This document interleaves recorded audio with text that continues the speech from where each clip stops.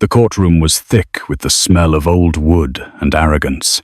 Brenda Brooks sat at a worn table, her hands clasped so tightly her knuckles had gone white. She wore a forest green dress with three-quarter sleeves, modest and careful, the kind of outfit chosen by someone who didn't want to be noticed.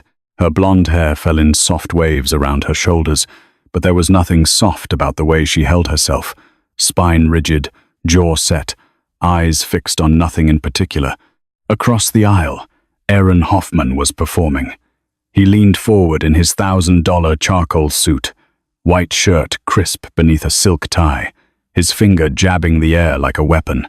His face was twisted in manufactured outrage, his voice bouncing off the wood-paneled walls as he shouted about property rights, about boundaries, about an eyesore that had destroyed the value of his estate. His legal team, 3 attorneys in matching dark suits, sat behind him like a wall of money and menace. Brenda had no one. No lawyer leaning over to whisper strategy. No family filling the gallery behind her.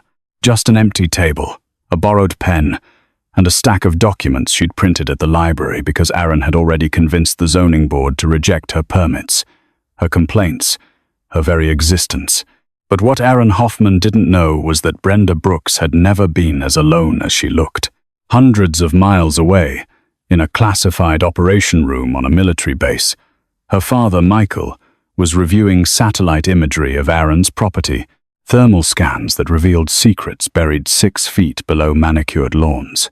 And in a tactical briefing halfway across the world, her brother Brian was boarding a transport plane, cutting short a deployment because his baby sister had sent 3 words in an encrypted message. He's pushed too far. This is the story of a woman who built a fence to protect her flowers and ended up uncovering a crime that would dismantle an empire. A woman who was mocked, threatened, and dragged into court by a bully who thought wealth could bury the truth. And the story of a family that taught their enemies a simple lesson: you don't pick fights with people who've spent their lives winning wars you'll never understand. Before we continue, subscribe to Soft Stories for raw, cinematic accounts of Navy SEALs and Special Forces, where one moment can rewrite history. The summons arrived on a Tuesday morning, slipped between a grocery store flyer and a water bill. Brenda had been kneeling in her garden, dirt under her fingernails, when the mailman called her name over the fence.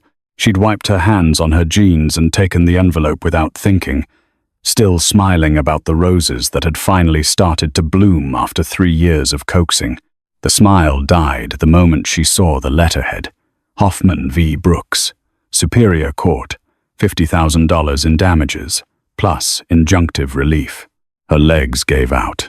She sat right there on the front step, reading words that didn't make sense. Illegal structure, property encroachment, willful destruction of land value.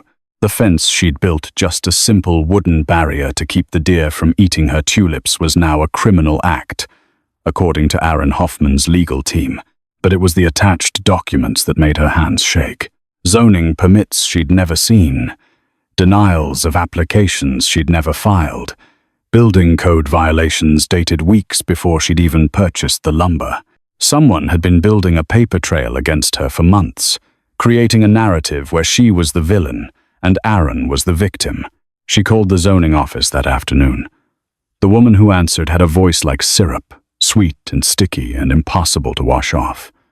"I'm sorry, Miss Brooks, but our records show you were informed of the setback requirements in writing. Twice, actually. You chose to proceed anyway."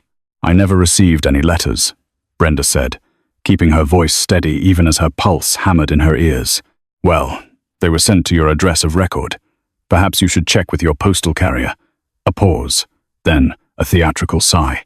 "I really can't help you if you don't read your mail, dear." Brenda hung up before she said something she'd regret.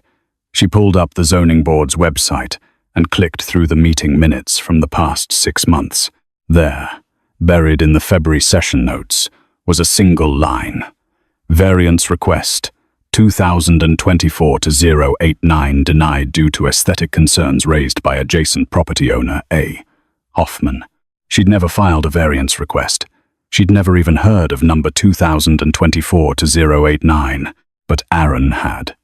Aaron, who'd donated $15,000 to the zoning board chairman's re-election campaign last fall. Aaron, who played golf with the city attorney every Sunday. Aaron, who'd looked her dead in the eye 3 months ago and told her that people like her didn't belong in neighborhoods like this. She printed every page, every minute, every record she could find. Then she drove to the county clerk's office and requested copies of all permits issued for her address in the past year.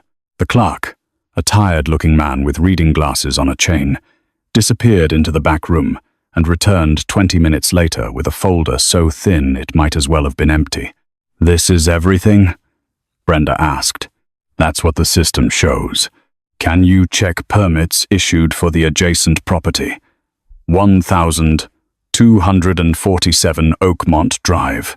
The clerk's fingers flew across the keyboard. His expression shifted, just slightly. "That's quite a few. Looks like there've been 18 permits issued to that address in the last 14 months. 18. For what?" She leaned closer, reading the screen over his shoulder. "Pool house, guest cottage, retaining wall, decorative fountain, sports court, wine cellar expansion. Every single one approved without question. Every single one stamped with the same zoning board signature that had supposedly denied her fictional variance request. The pattern was clear. Aaron Hoffman could build whatever he wanted, whenever he wanted. But a florist putting up a 4-foot fence to protect her garden, that was a crime against property values. She drove home as the sun set, the folder of useless documents sitting on the passenger seat like evidence of her own irrelevance. When she pulled into her driveway, Aaron was standing on his side of the property line, arms crossed, watching her with the expression of a man who'd already won. That night, Brenda couldn't sleep. She lay in bed and thought about the first time Aaron Hoffman had shown her exactly who he was. It had been a Saturday in late April, 6 months ago. She'd spent the morning planting a row of hydrangeas along the eastern edge of her property, the side that bordered Aaron's immaculate lawn. They were beautiful, those hydrangeas' deep purple blooms that would turn pink in the alkaline soil, a gift from her grandmother's garden that she'd been nurturing for 2 years. She'd just finished watering them when she heard the engine. A riding mower, industrial-sized, the kind landscaping companies used for commercial properties. She looked up to see Aaron himself behind the wheel, not his usual lawn service, steering directly toward the property line. He didn't stop. The mower crossed onto her side by at least 3 feet, chewing through her hydrangeas like they were weeds. Petals and leaves exploded into the air, purple confetti marking the destruction. Brenda ran toward him, shouting, waving her arms. But Aaron just smiled beneath his designer sunglasses and kept going, systematically destroying every plant she'd put in that morning. When he finally stopped, he cut the engine and climbed down, pulling off his gloves with exaggerated care. "Oh," he said, glancing at the mangled stems and scattered blooms. "Was that your garden? I'm so sorry. I thought this was part of my lawn maintenance area." "That's my property," Brenda said, her voice shaking. "You know that's my property." "Do I?" Aaron stepped closer, and she could smell his cologne, expensive and aggressive. "Because, according to the original survey map from 1987, this whole section is actually within my setback easement. But hey, if you want to dispute it, you're welcome to hire a lawyer." He said the word lawyer the way someone might say firing squad. "I'm sure you can afford that on a florist's salary." She'd reported it to the police. The officer who responded was polite but useless, explaining that civil property disputes weren't really a criminal matter unless there was clear evidence of malicious intent. "It's his word against yours, ma'am. Could have been an honest mistake." There was nothing honest about Aaron Hoffman. The harassment had continued in small, calculated doses. Her trash cans knocked over every Thursday morning, garbage strewn across her driveway just in time for her to miss her trash pickup. Her mailbox bashed in with a baseball bat. The post bent at a 45-degree angle. Security cameras she installed mysteriously malfunctioning whenever something happened, their footage corrupted or missing entirely. And then there were the complaints. Noise complaints filed with the city every time she played music past 8 p.m. even though Aaron regularly hosted parties that lasted until 2 in the morning. Complaints about her unkempt yard, filed by anonymous neighbors, triggering city inspections that found nothing wrong but cost her half a day's work each time. Complaints about her car parked on the street, about her trash bins visible from the road, about her porch light being too bright. Aaron was trying to drive her out, not with one big dramatic gesture, but with 1,000 small cuts, bleeding her dry of time and money and sanity, until she gave up and sold the house to him for whatever lowball offer he decided to make. The fence had been her last stand, a simple boundary, something to mark where his cruelty ended and her peace began. She'd researched the regulations, measured twice, built it 6 inches inside her actual property line just to be safe. And now he was suing her for $50,000. The courtroom on that first day was exactly as cold as Brenda had imagined. The judge, a silver-haired woman named Eleanor Hartwick, sat behind her bench with the expression of someone who'd seen every variety of human pettiness and had long since stopped being surprised by any of it.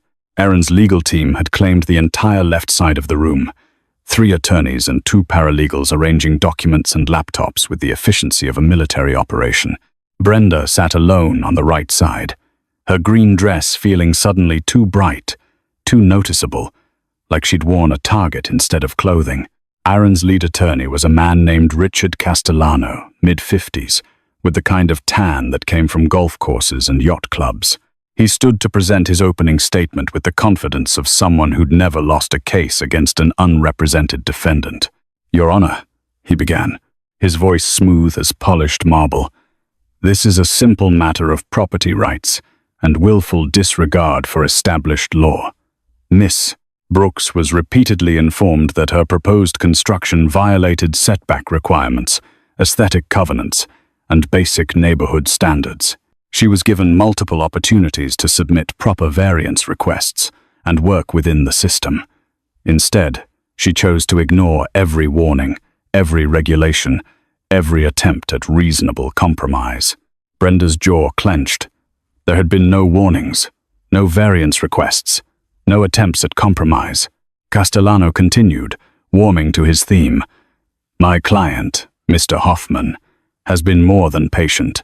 He's a respected member of this community, a philanthropist who's donated generously to local schools and civic organizations.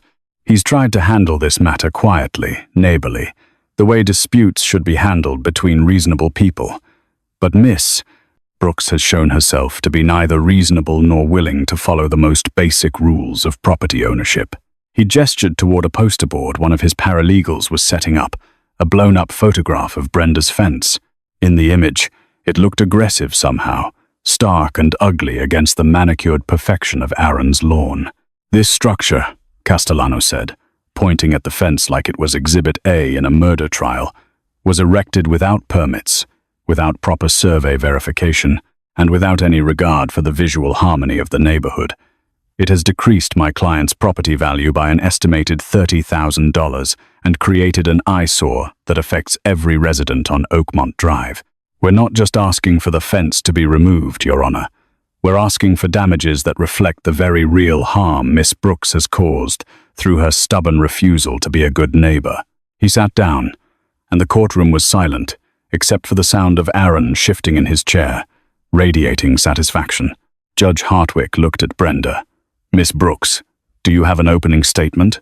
Brenda stood, her hands gripping the edge of the table for stability.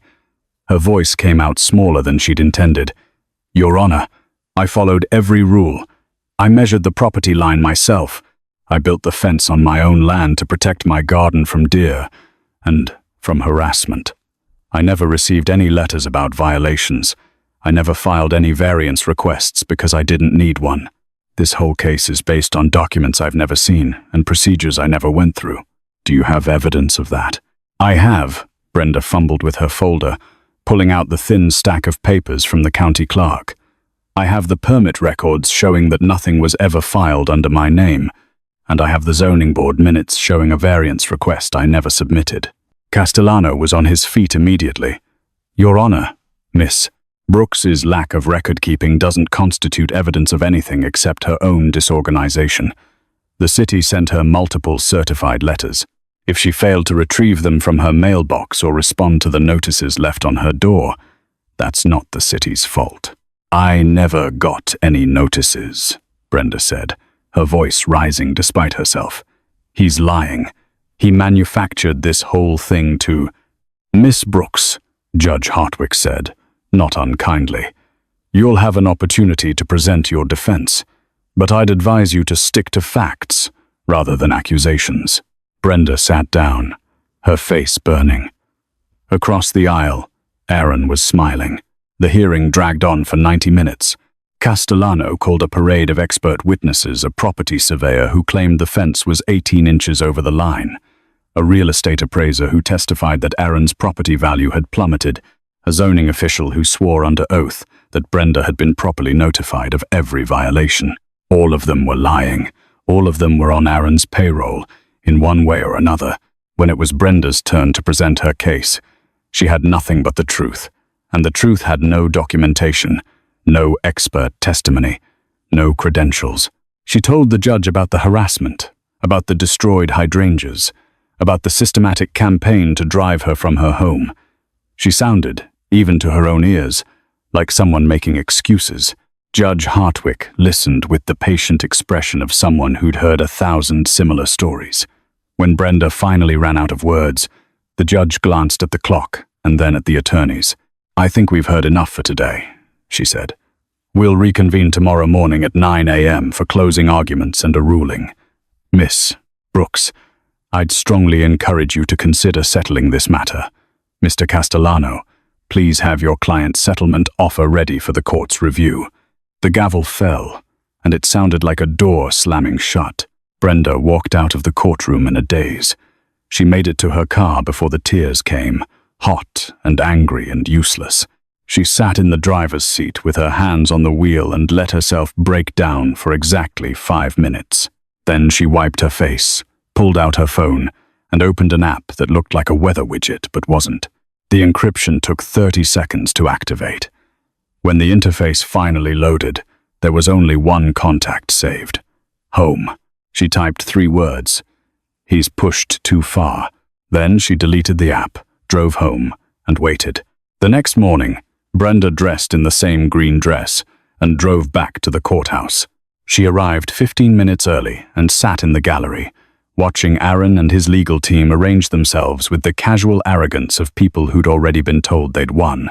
Castellano was in the middle of explaining his settlement offer. Brenda would pay $20,000, remove the fence at her own expense, and sign a covenant agreeing never to build any structure within 50 feet of Aaron's property line when the courtroom doors opened. The sound echoed like a gunshot. Every head turned. 2 men stood in the doorway, backlit by the fluorescent lights of the hallway. They were dressed in full desert camouflage tactical uniforms, tan and brown patterns designed for sandstorms and firefights, not municipal courtrooms. Plate carrier vests heavy with equipment, black tactical gloves, knee pads strapped tight, combat boots that made no sound as they began walking down the aisle in perfect synchronized steps.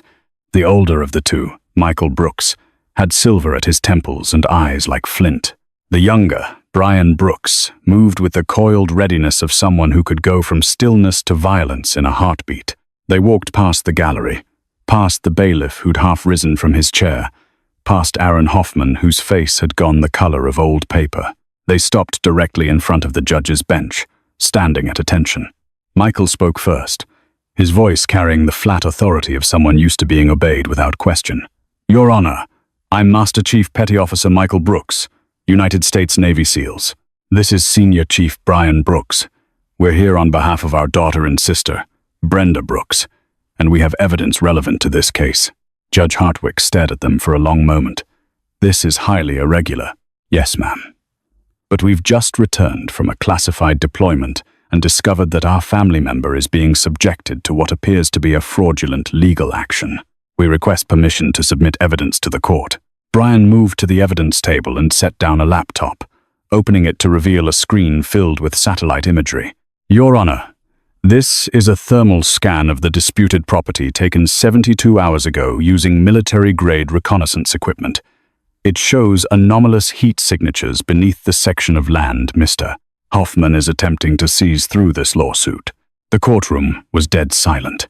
Specifically, Brian continued, pulling up a second image, these signatures are consistent with buried containers of industrial waste, toxic materials that would require EPA notification and specialized disposal. Materials that are currently contaminating the groundwater in violation of federal environmental law. Castellano was on his feet. Your Honor, this is outrageous. Where did they get this so-called evidence? This is a clear violation of what? Michael cut him off, his voice sharp enough to draw blood.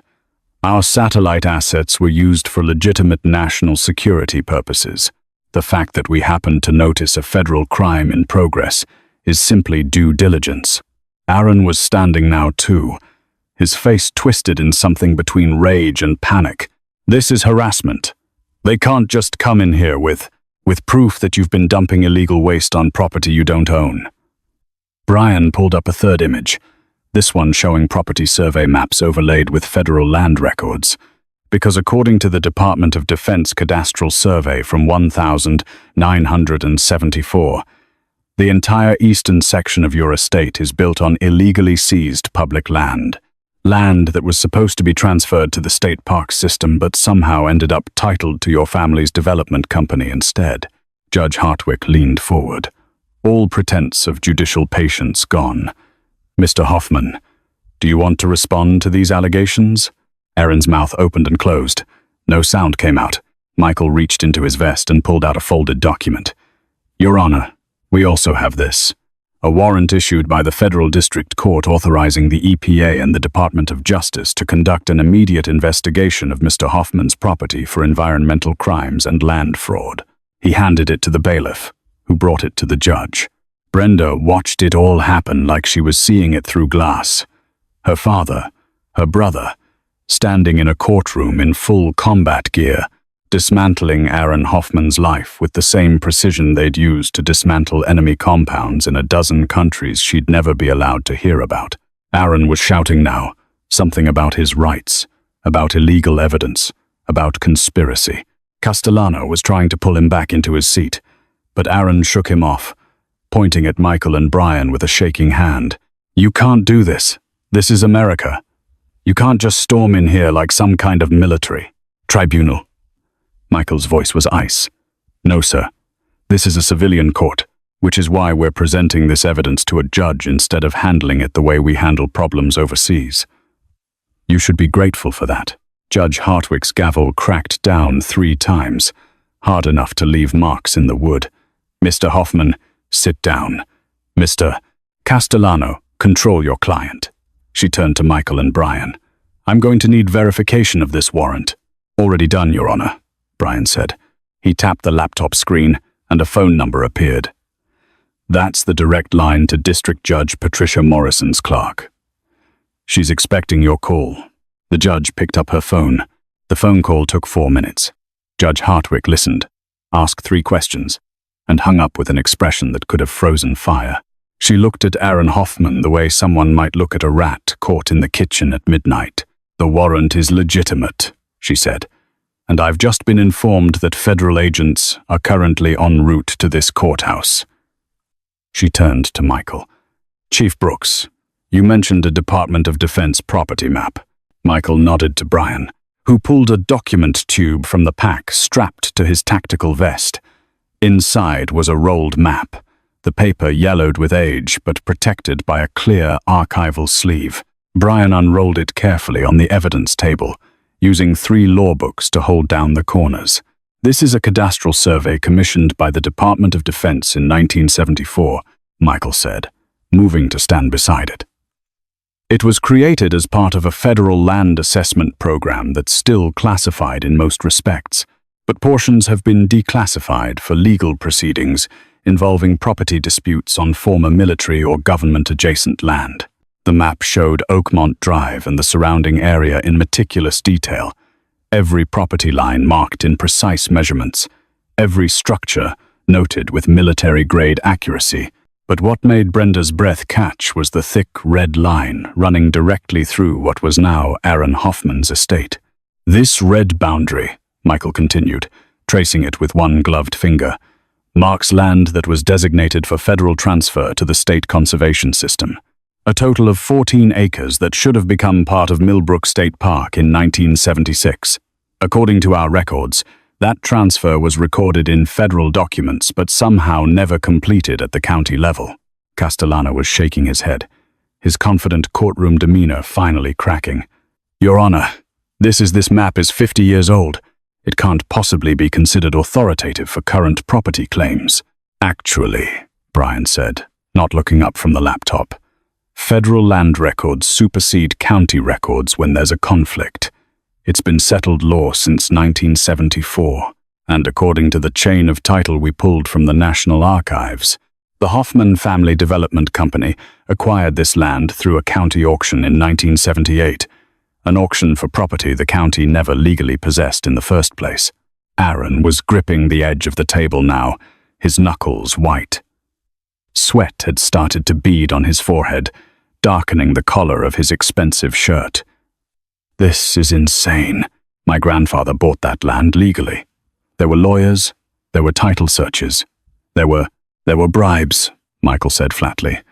We have the bank records. Payments from Hoffman Development LLC to 3 county officials between 1,977 and 1,979, totaling over $200,000. In today's money, that's close to $1 million.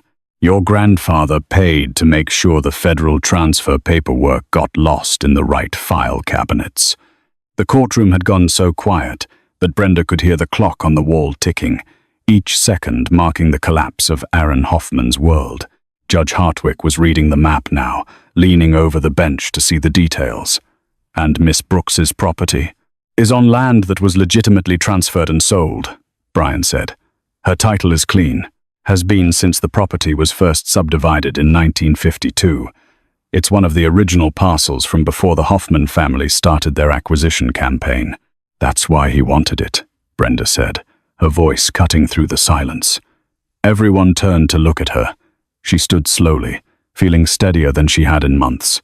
It's not about the fence. It's not even about the property value. He needed my land because it's the one piece he couldn't get legally. And it's right on top of where he buried his contamination. Aaron's face had gone from pale to flushed, a dangerous red creeping up his neck. You don't know what you're talking about. You're just a what? Michael's voice cracked like a whip.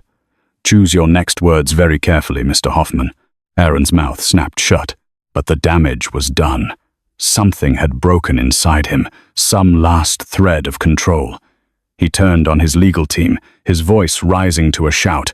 You said this would be simple. You said she'd fold. You said we'd have her land and the whole thing buried before anyone asked questions.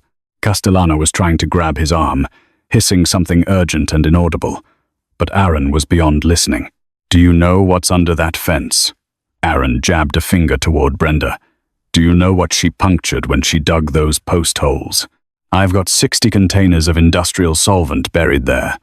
Material from the old manufacturing plant my father demolished in 1995. We couldn't afford proper disposal, so we buried it.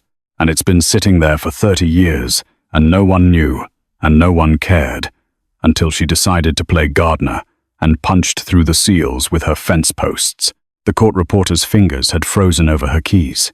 The bailiff had moved closer, his hand resting on his belt. Judge Hartwick's expression had gone beyond anger into something colder and more final.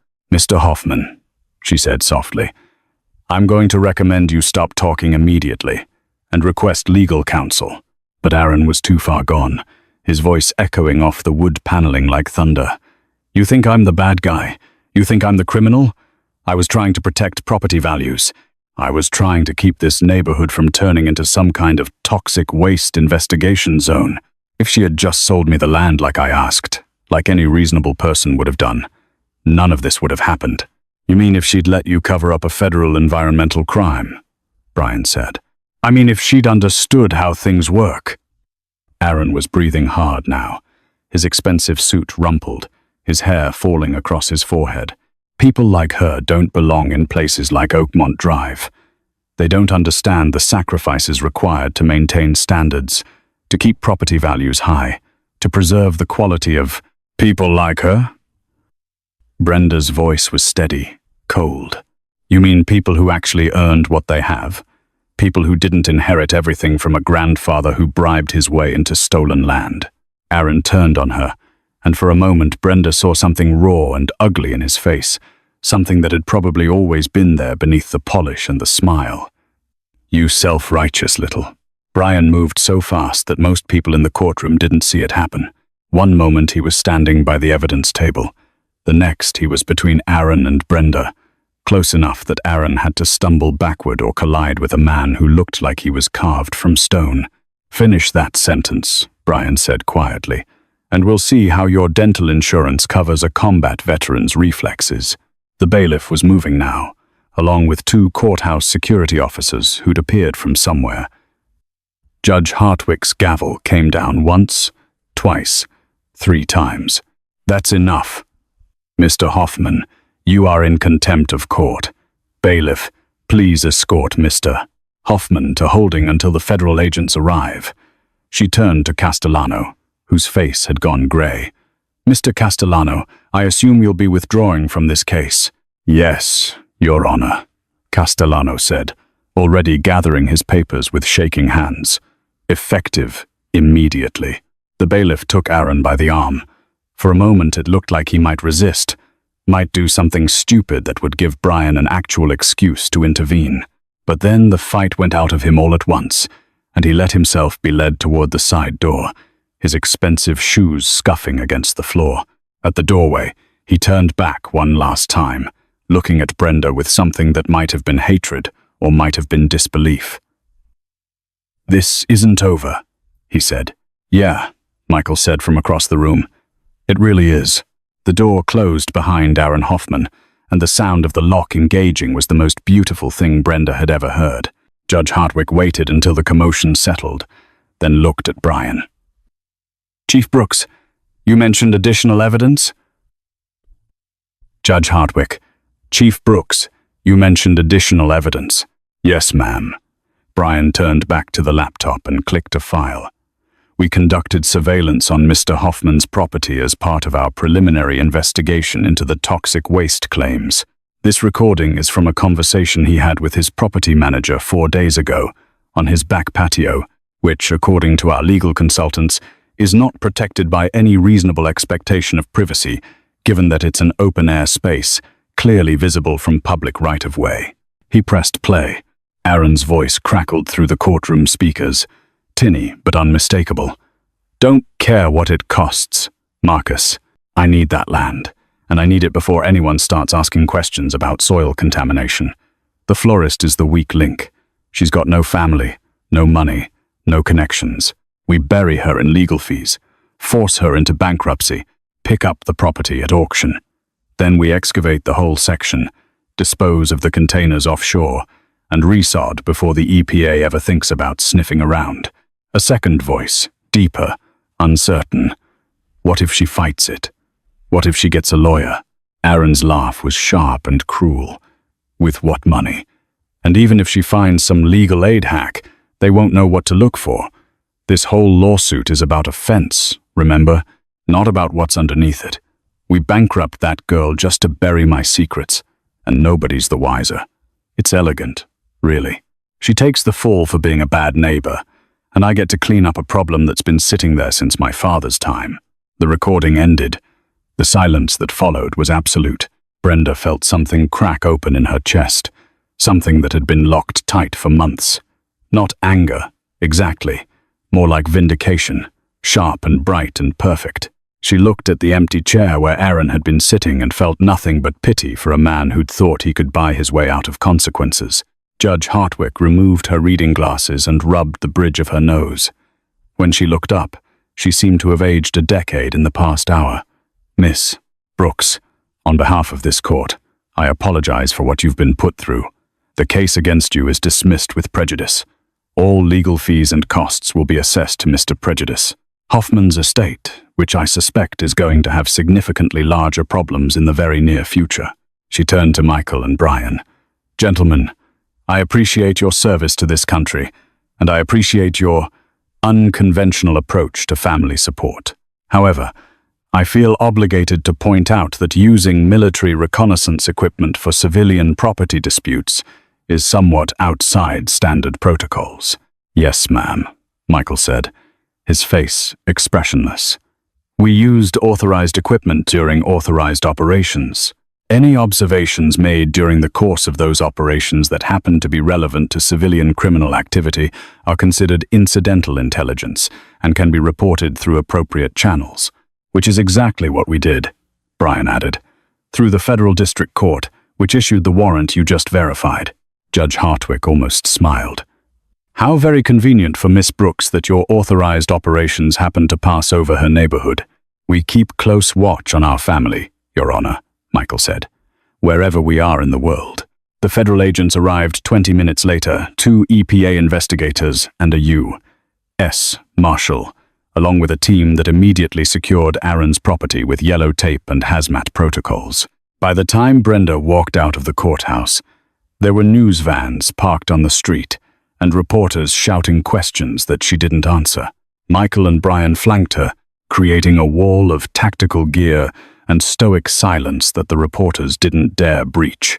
They walked her to her car, and only when they were out of camera range did Michael pull her into a hug that smelled like desert dust and gun oil and home. "I'm sorry we couldn't get here sooner," he said into her hair. "The mission ran long, and we couldn't break cover until—" "You're here now," Brenda said, her voice muffled against his vest. "That's what matters." Brian squeezed her shoulder.